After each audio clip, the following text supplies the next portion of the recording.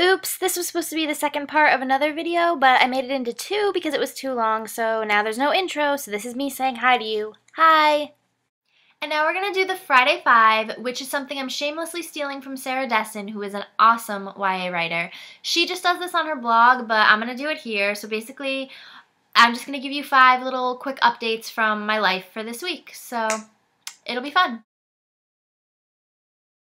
Number 1. I'm obsessed with candles lately. And honestly, I've never been a candle person up until very, very recently. I really had no interest. This one is from Target, and I just got it. These are aromatherapy candles. This one is called Choose Happiness, and I'm not sure what's in it. Sparkling yuzu and lime, whatever that is. It smells amazing. I mean, like, amazing. I wish you could smell it. But anyway, I don't really know if I believe in that aromatherapy necessarily works, but I do think smells are pretty powerful, and having, like, this, like, good smell. It is kind of, with the lime, it's kind of like a bright smell, if that makes any sense whatsoever. If that made sense to you, a bright smell, then we should be friends, because that's just how my brain works. But anyway, I love this candle. Yum. Yum. Number 2.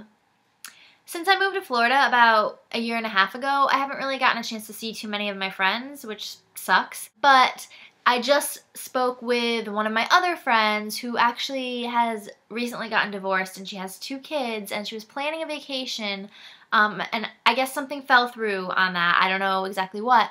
But she asked if she could come stay with me for a little while, and I said, of course, I would love to have visitors. I really do always love to have visitors. So she's going to come down with her 2 kids, and it's really cool because her oldest son is 7, which is the same age as my youngest nephew who lives here too. So, I mean, I know that he'll just be thrilled to have a friend in the house.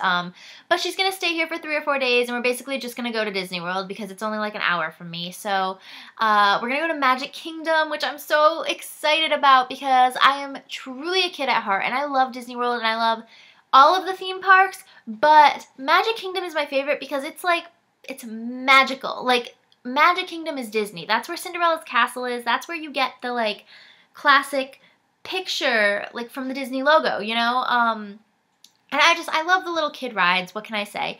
So I'm really excited about that, and we're probably going to go to SeaWorld too. And this will actually be the first time I've gone to an actual Disney park since I moved here, so I cannot wait. Number 3. This is actually kind of a really personal story, but I'm just going to try to keep it really quick and leave details out, but it was something that happened to me that's kind of exciting. Quite a few years ago, I want to say 5 years ago, I had sort of a relationship with this guy, and it was complicated. It wasn't like an official relationship, but we were seeing each other for quite a while, and I really, really cared about him, but he had a lot of issues. He had a serious drug addiction, and I am not. It's strange that I even wanted anything to do with this guy because I don't have any desire. I don't want to be like all preachy. I'm not saying that at all, but for me personally, I don't do any type of drugs. I don't even drink. And it's just because I don't want to. So generally I stay away from people with that kind of problem, but somehow I ended up with this guy. And anyway, like I said, there was just a lot of issues and a lot of stuff going on, and clearly a lot of reasons why we weren't going to work out, and I knew that. But basically, after everything with us kind of ended, I just couldn't, I felt like I needed more closure, and I couldn't stop thinking about him. And suddenly I got the idea to write a novel about this, about what happened in our relationship, and I did. And that was the first novel I've ever written. I started it as a NaNoWriMo novel. Yes, I say NaNoWriMo. And I finished it. I didn't finish it for NaNoWriMo, actually. I failed miserably, but I finished it after. And, I mean, it became a fictionalized story. I mean, it wasn't, like, it didn't stick completely true to what happened to us. But I based this whole novel and this whole, like, character and relationship on this boy that I really, really cared about. And the thing is, after I finished it, by this time, he wasn't in my life anymore, and I honestly, like, didn't really, I wasn't going to contact him. I didn't really have a way to contact him, and for years, I thought about this boy, and it's like, I cared about him enough to write a whole novel about him, and I always kind of wondered what happened to him, and honestly, I'm kind of a cynical person. When it comes to stuff like this, I honestly just, I mean, I didn't want this to be true, but I kind of always assumed that he was in jail by now, or even dead. Like, I honestly thought that something awful was going to happen to him, and it seems really weird that you can't, like, find somebody on Facebook, but he did not have a Facebook. He wasn't, like, he didn't really have his own computer or anything. So I used to look for him on Facebook and never found him. And for some reason, a couple nights ago, I was thinking about him, and I decided to look him up on Facebook again just for the heck of it. And I found him. And I'm looking through his profile, and I'm seeing that he never went to college when we were together. And we were 20... He was 21 then, so I mean, he was a few years out of high school and hadn't gone to college.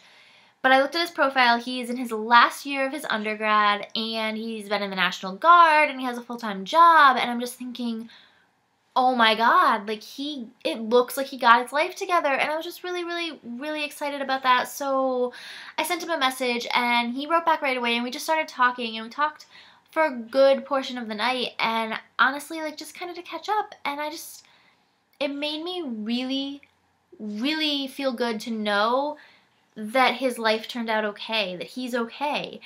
And that kind of just gives me, like, hope for the world, you know, that I guess that people can change and people can turn their life around. So that's my motivational story for the day. I don't know why I'm telling this to YouTube. And I don't know if anyone even cares, but honestly, like, it was a really good feeling. Like, I'm really happy that this happened and that I got to talk to him.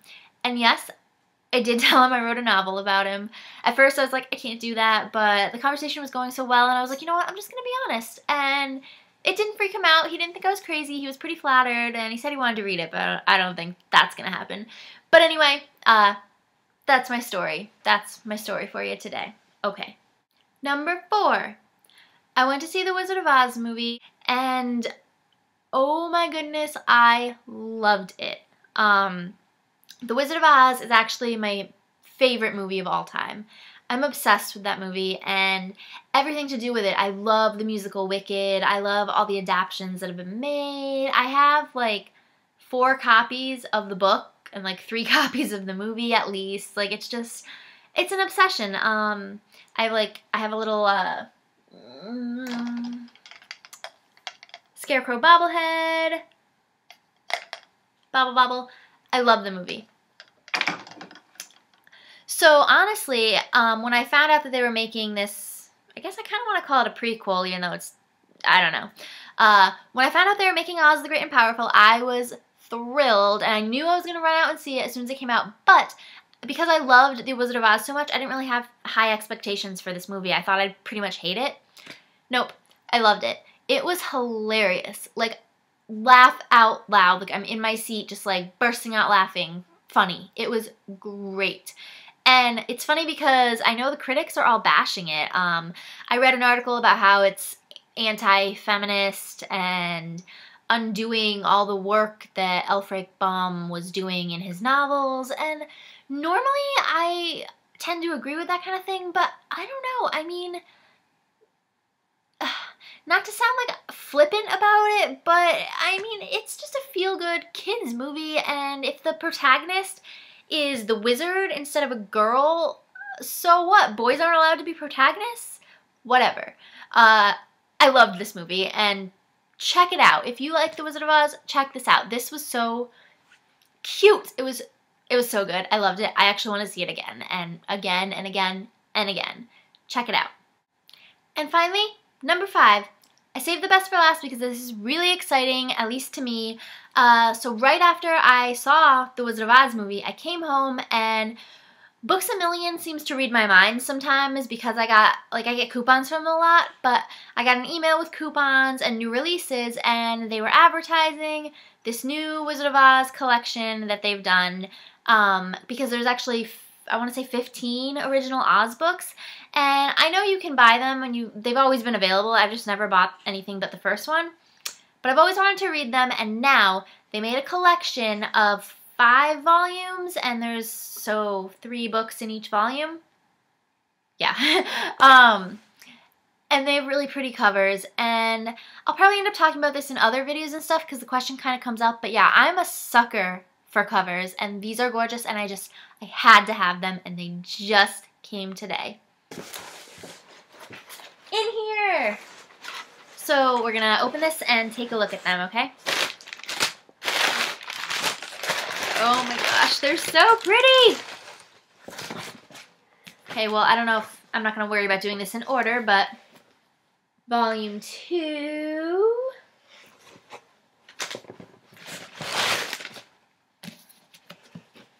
Volume 1. Volume 5. Volume 3. And Volume 4. And yes, I just noticed that the first volume was hardcover and the rest are paperback. I don't know if I paid attention to that when I was buying it. And it's kind of weird that the first one would be the hardcover, but whatever. I am so excited. I cannot wait to read these, but I have a feeling that it will take me quite a long time because I do have a lot of other stuff I need to read for school. But these are going to look so pretty on my shelf. I'm a bit materialistic when it comes to books. Yeah, I like how they look. I like having them everywhere, and it makes me look smart and cool because book people are cool people. Okay, so that was my Friday 5 for the week, and yeah, bye. Bye. Go read.